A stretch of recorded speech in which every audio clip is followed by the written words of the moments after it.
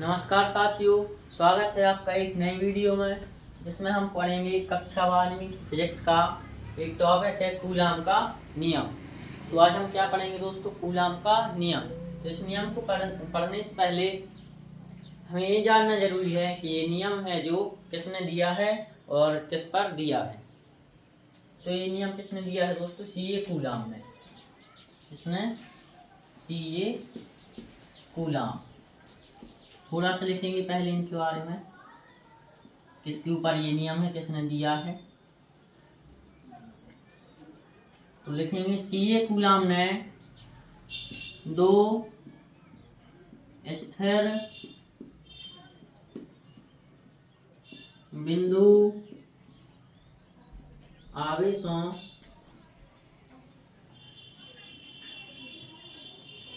CA coulomb ने दो स्थिर बिंदु आवेशों के मध्य लगने वाले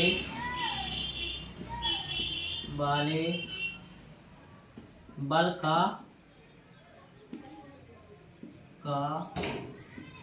मान ज्ञात करने के लिए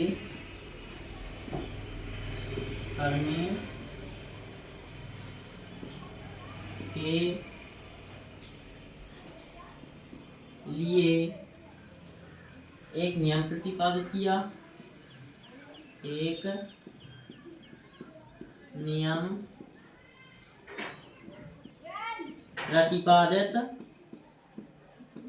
प्रतिपादित किया, जिसे कूलाम का नियम कहते हैं। कूलाम का नियम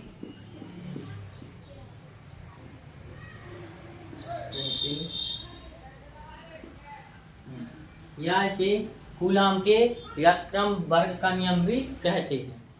तो किस पर है दोस्तों ये नियम? दो स्थिर बिंदु आवेशों के मध्य लगने वाले बल का मान ज्ञात करने के लिए जो है ये नियम दिया गया है। किसने दिया है? CA coulomb. तो अब हम लिखेंगे नियम। इस नियम के अनुसार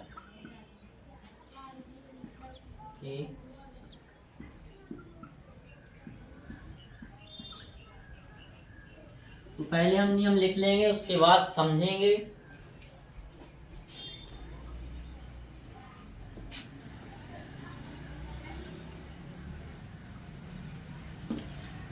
किसने दिया है दोस्तों ये नियम? CA coulomb. दो स्थिर बिंदु आवेशों के मध्य का जो बल लगता है उसका मान ज्ञात करने के लिए जो है नियम प्रतिपादित किया गया है। तो चलिए लिखते हैं। दो स्थिर बिंदु आवेशों के मध्य लगने क्या दोस्तों? दो स्थिर आवेशों के मध्य लगने वाले बल कोई भी बल हो सकता है, प्रतिकर्षण हो सकता है या फिर आकर्षण हो सकता है। तो लगने वाले आकर्षण या प्रतिकर्षण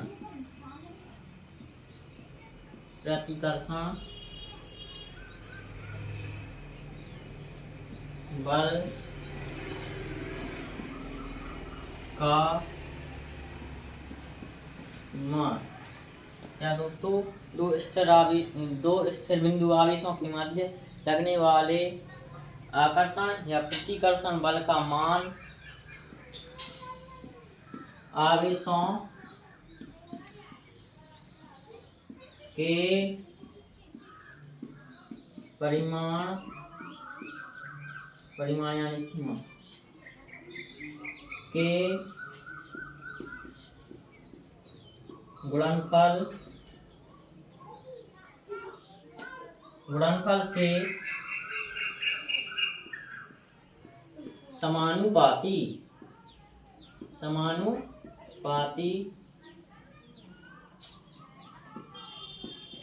होता है एवं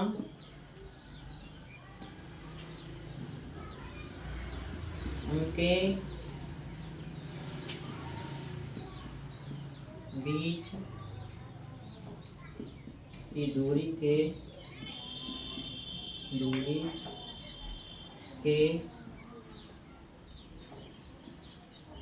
व्युत्क्रमानुपाती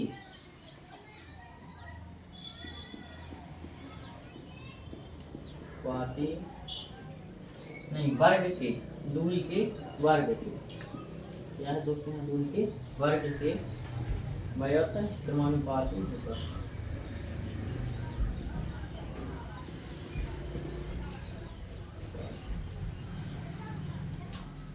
व्युत्क्रमानुपाती होता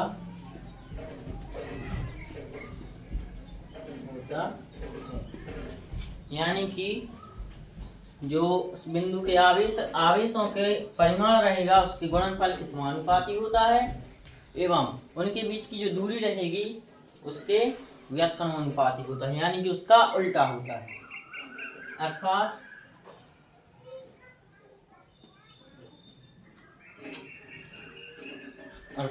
F बराबर क्या हो जाएगा, F समानुपाती Q1 इंटू Q2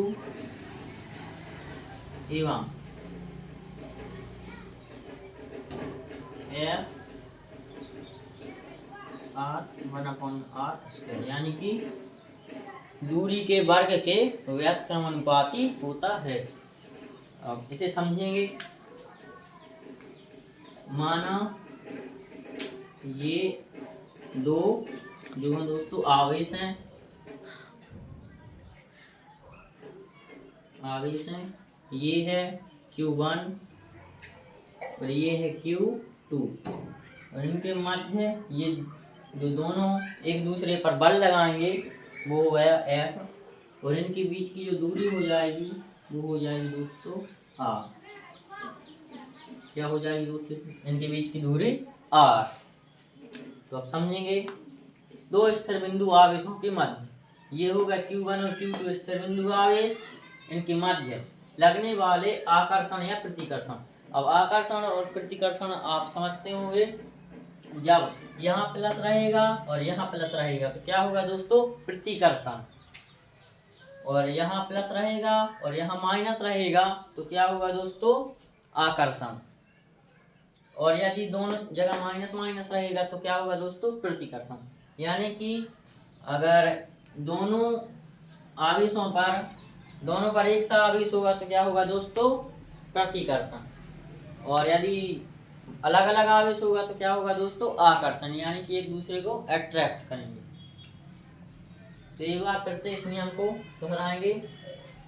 दो स्थिर बिंदु आवेशों के मध्य लगने वाले आकर्षण या प्रतिकर्षण बल का मान आवेशों के परिमाण, यानी कि इनके ये हो गए आवेशों के परिमाण के गुणनफल, यानी कि इन दोनों के गुणनफल के समानुपाती होता है, ये लिखा है, एवं उनकी बीच की दूरी के वर्ग के व्युत्क्रमानुपाती होता है। ये R जो है इसके वर्ग के कैसा होगा, उल्टा होगा, व्युत्क्रमानुपाती होगा। तो अब हम आएंगे इसके डेरिवेशन पर। अब हम करेंगे इसका डेरिवेशन कूलाम के नियम का।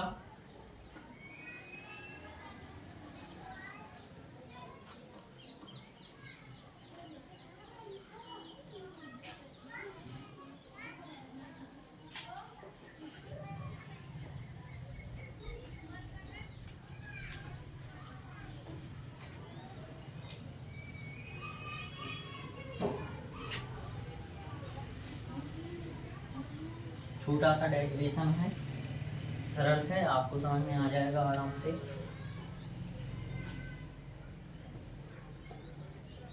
क्या करेंगे अब हम डेरिवेशन। तो सबसे पहले डेरिवेशन हेडिंग डालेंगे व्यंजक डेरिवेशन।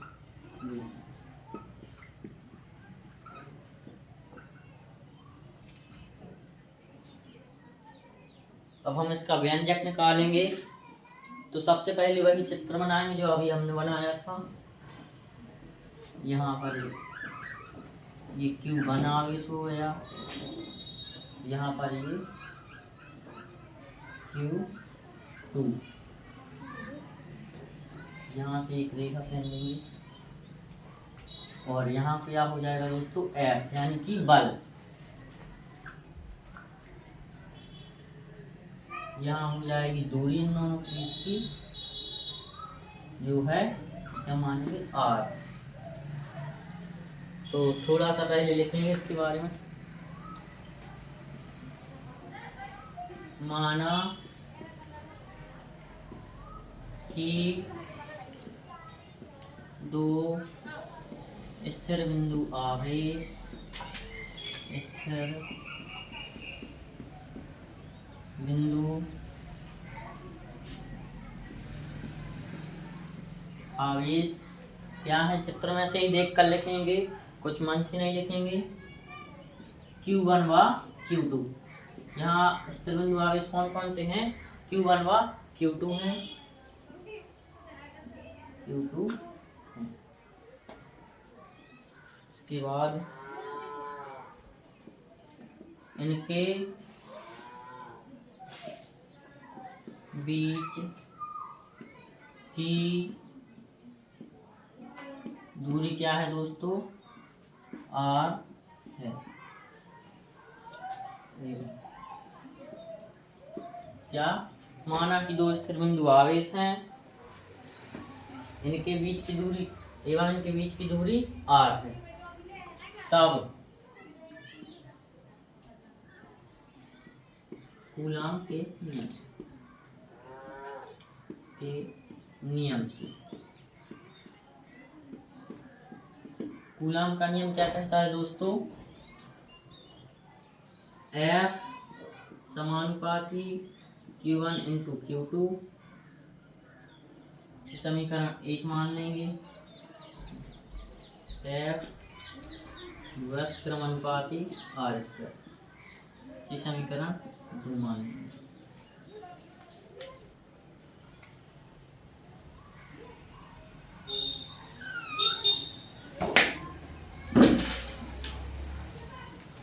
समीकरण 1 व समीकरण 2 से, समीकरण 1 व समीकरण 2 से अब हम इन्हें क्या कर देंगे दोस्तों, मिला देंगे, मर्ज कर देंगे। तो F समानुपाती क्या आ जाएगा, इसका इसमें गुणा हो जाएगा 1 का, Q1 into Q2, Q1 into Q2 upon में R²।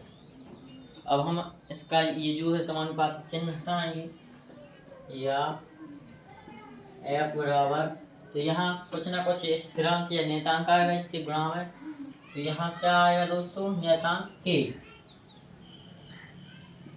Q1 इंटू में Q2 अपॉन में R², समीकरण नंबर 3।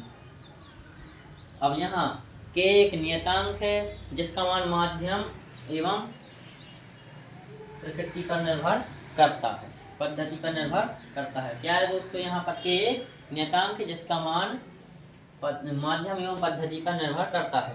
अब हमारे माध्यम और पद्धतियाँ आपको पता होंगी। तो हमारे माध्यम क्या होते हैं, क्लास 12 में जो हमारे 3 माध्यम हैं, जल, वायु, कांच। कौन कौन से हैं, जल, वायु, कांच, वाटर, एयर एंड ग्लास। ये तीनों जो माध्यम हैं। और पद्धतियाँ, तो हम इसे 2 पद्धति में निकालेंगे। कौन कौन सी, एक SI पद्धति एवं CGS पद्धति, दूसरी हमारी पद्धति जो हो जाएगी सीधी पद्धति। तो यदि जो माध्यम माध्यम कुछ भी नहीं होगा यहाँ पर, वहाँ पर हम क्या लेंगे दोस्तों, निर्वात। निर्वात का मतलब होता है कुछ भी नहीं। तो इस माध्यम और पद्धति में हम इसका मान निकालेंगे आपका। तो चलिए शुरू करते हैं इसे करें। माध्यम कुछ भी आपको दिया जाएगा, और यदि नहीं दिया जाएगा तो वहां पर कौन सा माध्यम होगा, वायु या निर्वात।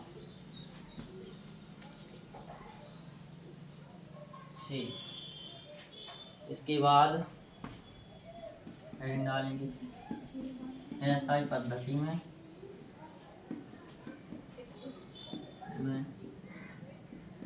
जब माध्यम वायु या निर्वात हो। क्या हो दोस्तों, माध्यम वायु या निर्वात हो, तब के का मान हमें वायु या माध्यम जब वायु या निर्वात हो। ऐसी पद्धति में हमारे के मान 2 हैं। कौन कौन से, एक तो है 1/4 पाई एप्सिलॉन 0।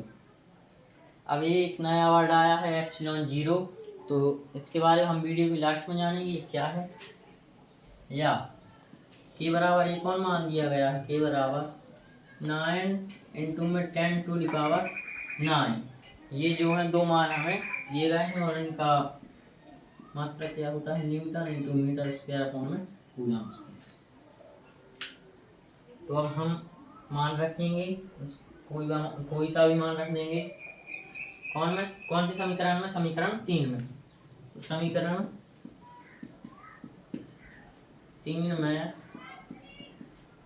के का मान रखने पर, चलिए रखते हैं समीकरण 3 में। समीकरण 3 हमारा कौन सा है, F बराबर k × में Q1 × Q2 में R²। तो k की जगह पर हम क्या रखेंगे, पहले 1/4 पाई एप्सिलॉन 0 × में Q1 × Q2 में R² ज्यों का त्यों रहेगा। या हमें एक और मान दिया गया है k का कौन सा, 9 × में 10⁹। तो अब हम k की जगह पर 9 × में 10⁹ रखेंगे।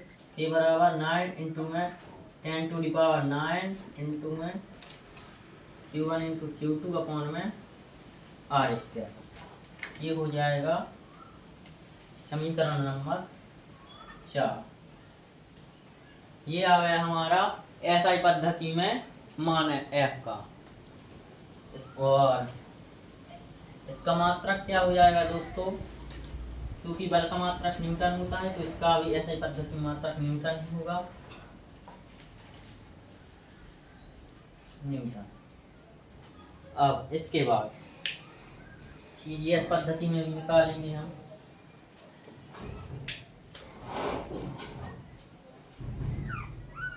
तो हेडिंग डालेंगे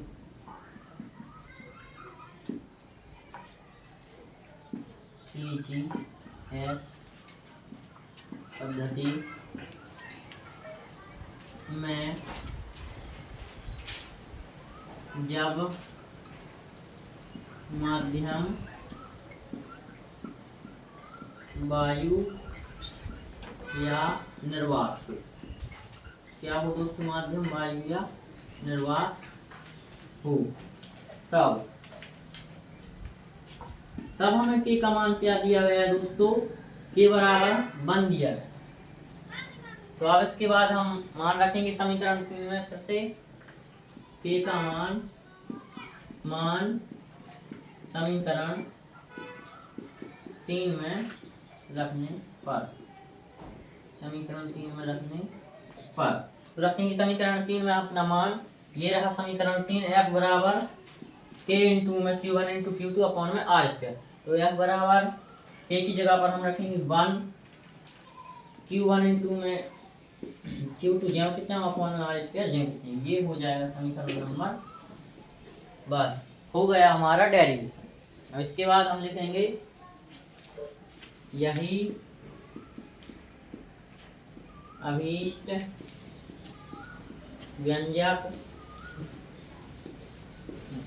कौन कौन से हमारे अभीष्ट व्यंजक? एक ये,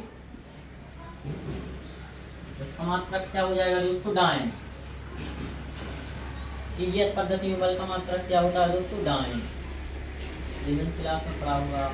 हमारे जो व्यंजक हो जाएंगे अभीष्ट व्यंजक कौन कौन से हो जाएंगे? एक ये दोनों और ये सीजीएस पद्धति में एक हो जाएगा और ऐसा पद्धति में ये हो जाएगा। ये भी रख सकते हैं और ये भी रख सकते हैं, कुछ भी हो सकता है।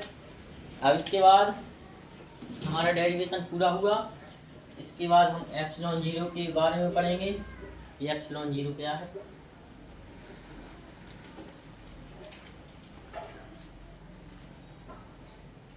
आशा करता हूँ आपको ये डेरिवेशन जो है समझ में आया होगा। कमेंट में जरूर बताना समझ में आया होगा।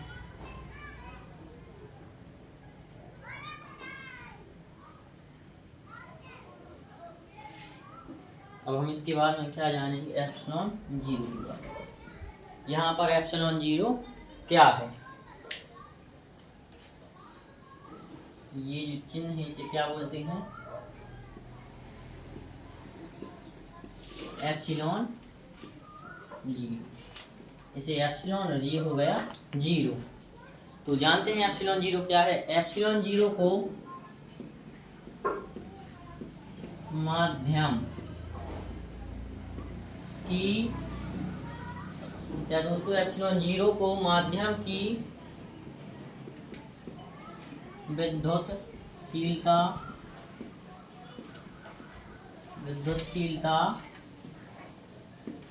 कहते हैं। क्या कहते हैं दोस्तों? माध्यम की विद्युतशीलता। और इसका मान भी दिया है, एप्सिलॉन जीरो का मान भी दिया है। साइंटिस्ट थे जो उन्होंने जीरो का मान, एप्सिलॉन जीरो का मान भी निकाला, वो भी दिया है। क्या होता है?